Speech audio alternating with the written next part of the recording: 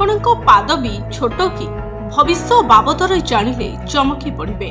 ଅନେକ ସମୟରେ ଆମେ ଶରୀର ଗଠନକୁ କେବଳ ସୌନ୍ଦର୍ଯ୍ୟ ସହିତ ଜଡ଼ିତ କରୁ, କିନ୍ତୁ ଭାରତୀୟ ଜ୍ୟୋତିଷ ଶାସ୍ତ୍ରରେ ଏହା ବିଶ୍ୱାସ କରାଯାଏ ଯେ ଯଦି ଶରୀରର ଅଂଶର ଗଠନ ବ୍ୟକ୍ତିର ଜୀବନ ଉପରେ ପ୍ରଭାବ ପକାଇଥାଏ।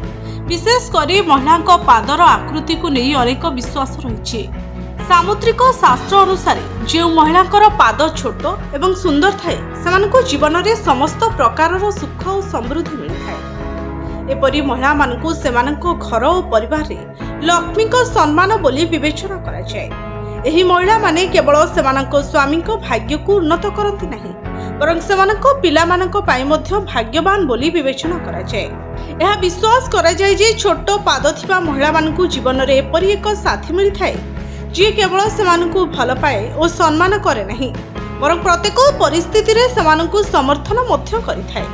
ଏପରି ଜୀବନସାଥୀମାନେ ସେମାନଙ୍କର ପ୍ରତ୍ୟେକ ସ୍ୱପ୍ନକୁ ସାକାର କରିବାରେ ଗୁରୁତ୍ୱପୂର୍ଣ୍ଣ ଭୂମିକା ଗ୍ରହଣ କରନ୍ତି।